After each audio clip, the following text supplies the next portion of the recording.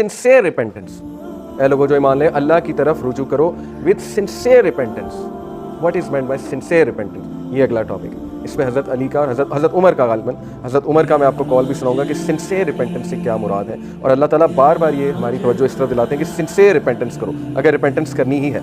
फिर सूरह नूह में बहुत ज़बरदस्त जो है वो बात आई है। सूरह नूह में हज़रत नूह अलैहिस्सलाम अपनी कौम को कह रहे हैं कि तुम अल्लाह की तरफ पलटो और अल्लाह ताला से तौबा करो। और उसके फिर हज़रत नूह ने फ़ायदे गिनाते हैं, यग़फ़िर लकुम मिन ज़ुनूबिकुम व युअख़्ख़िरुकुम इला अजलिन मुसम्मा इन्ना अजलल्लाहि इज़ा जाअ ला युअख़्ख़रु लौ कुंतुम तालमून। Allah will forgive you of your sins and delay for your specified term. Indeed, the time set by Allah when it comes, it will not be delayed.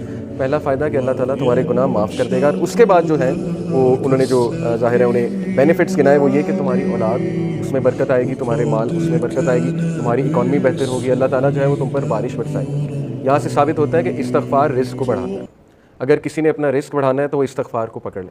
In fact रसूलुल्लाह सल्लल्लाहु अलैहि वसल्लम मेजॉरिटी सहाबा जब उनसे कोई ज़िक्र पूछते थे तो या वो दुरूद इब्राहिमी बताते थे या वो इस्तग़फ़ार बताते थे। ये साबित है सही हदीस से।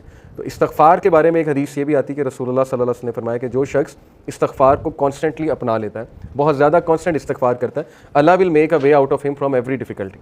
अल्लाह ताला उस शख्स के लिए हर मुश्किल से कोई रास्ता निकाल देता है। तो मैंने खुद भी पर्सनली अपनी लाइफ में देखा, आई एम श्योर कि आप लोगों ने भी देखा होगा कि जो बंदा बहुत ज़्यादा इस्तग़फ़ार करता है उसके मामलात आसान होते हैं, और जो बंदा जितने गुनाहों में पड़ा होता है इस्तग़फ़ार जो है नहीं करता है तो फिर ज़ाहिर है कि उसके मामलात फिर बहुत तंग हो जाते हैं, उसकी लाइफ बहुत तंग हो जाती है। इसी तरह सबसे जो बेहतरीन, ये वन ऑफ द फेवरेट आयास है सहाबा की। मेजॉरिटी सहाबा जब उनसे पूछा जाता था कि आपकी फ़ेवरेट आया कौन सी है, सहाबा की आपस की कन्वर्सेशन ही होती थी, बैठ कर एक दूसरे से डिस्कस करते थे कि आपकी फ़ेवरेट आया कौन सी है, आपकी फ़ेवरेट आया कौन सी है।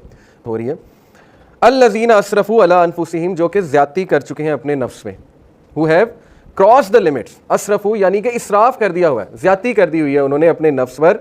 क्या कहो उन्हें, ला तक़नतू मिन रहमतिल्लाह, कि अल्लाह की रहमत से मायूस नहीं हो।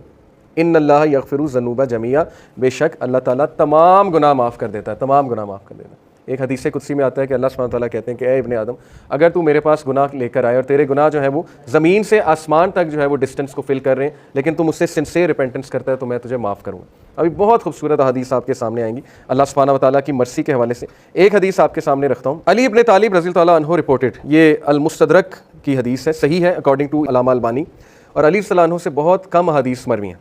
अली रज़ियल्लाहु अन्हु reported the messenger of Allah सल्लल्लाहु अलैहि वसल्लम said, verily Allah is astonished. Allah की एस्टोनिशमेंट ये अल्लाह का एट्रीब्यूट है, और अल्लाह कैसे एस्टोनिश होता है ये एक ज़ाहिर के मुतशाबिहात में से अल्लाह नोज़ बेस्ट। लेकिन Allah is astonished at a servant, Allah एक इंसान पर एस्टोनिश होता है when he says there is no god but you, ला इलाहा इल्ला अंता, but I have wrong my self so forgive me, for none forgive sins but you. ये एक दुआ है पूरी, ये दुआ मैं आपको पढ़ के सुनाता हूँ। ला इलाहा इल्ला अंता इन्नी कद ज़लमतु नफ्सी फ़ग़फ़िर ली ज़ुनूबी इन्नहु ला यग़फ़िरु ज़ुनूबा इल्ला अंता। ये पूरी अरबी में जो है वो दुआ है। दुआ का ट्रांसलेशन क्या है, there is no god but you, I have wrong my self so forgive me, for none forgive sins but you. Allah astonish करता है ऐसे बंदे पे, और अल्लाह कहता है my servant acknowledges that he has a lord who forgives and punishes. Allah angels को कहता है, अल्लाह ताला बोलता है कि क्या मेरा बंदा ये एक्नॉलेज कर रहा है कि उसका एक रब है और वो रब जो है गुनाहों को माफ़ करता है। यानी अल्लाह को इतनी खुशी होती है। इसी से रिलेटेड एक और हदीस है कि जब एक गुनाहगारी, सही बुखारी की हदीस है, जब एक गुनाहगार शख्स अल्लाह से गुनाहों की माफ़ी मांगता है तो अल्लाह को इस तरह की खुशी होती है जैसे एक इंसान जिसका कैमल डेजर्ट में लॉस्ट हो गया था और वो अपने कैमल को ढूंढ रहा था, और उस कैमल पे सारा सामान था, उस कैमल पे पानी भी था, उसका बाकी भी दीगर सामान था, और अचानक उसे दूर से वो कैमल चला नज़र आता है तो वो खुशी में आपे से बाहर होकर जो है वो ये कहता है कि अल्लाह मैं तेरा रब हूँ और तू मेरा बंदा है। ये हदीस के अल्फाज है, यानी खुशी में इस तरह के अल्फाज कह देता है। तो अल्लाह ताला को इस लेवल की जो है वो खुशी होती है जब गुनाहगार बंदा अल्लाह से बात करता है, जब गुनाहगार बंदा अल्लाह सुब्हानहू तआला को पुकारता है। हमें ऑन दी अदर हैंड शैतान ने जो वसवा डाला है कि तेरे तो इतने गुनाह है, तू तो इतना गुनाहगार है, तू तो इस काबिल ही नहीं कि अल्लाह तक तेरी बात पहुँचे या अल्लाह तुझे रिप्लाई करे या अल्लाह तेरी आवाज़ सुने।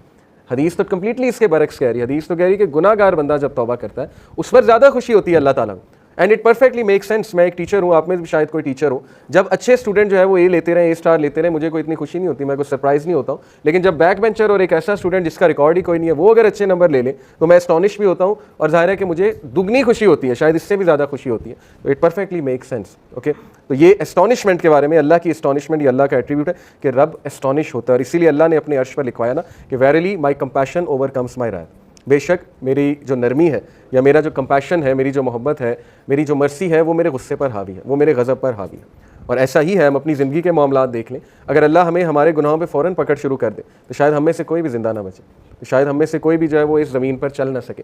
लेकिन कितने चांसेस देता है, कितने चांसेस देता है अल्लाह। आप यहाँ से अंदाज़ा लगा लें कि खालिद बिन वलीद को चांस दिया अल्लाह ने, एक टाइम पे वो दुश्मन है रसूलुल्लाह सल्लल्लाहु अलैहि वसल्लम, अगले ही टाइम पे वो एक ऐसे कमांडर बने कि उनके सैफ अल्लाह का लक़ब उनको दिया गया।